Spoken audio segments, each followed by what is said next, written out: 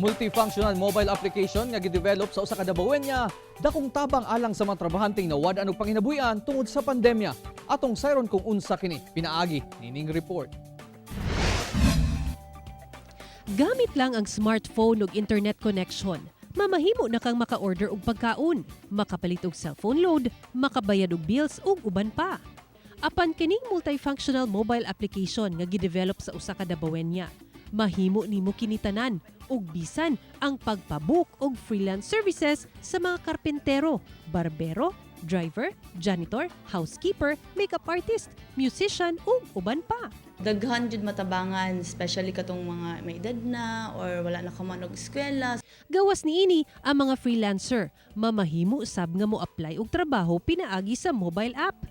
Gani, mapasalamaton ang mga freelancer nga naapektuhan sa pandemya nga karon natabangan sa maong app. Taho kay siya tabang for me, ma'am. It's because nag-eskwela magud ko as a college student. Ginahimo po na og sideline as a freelancer ang massage therapist. Sa income na ako nga katong as a freelancer, mo tong nag-support sa akong lulog lola.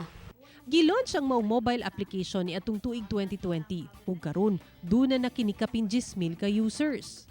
Naghatag sab kini og oportunidad ngadto sa mga startup local business.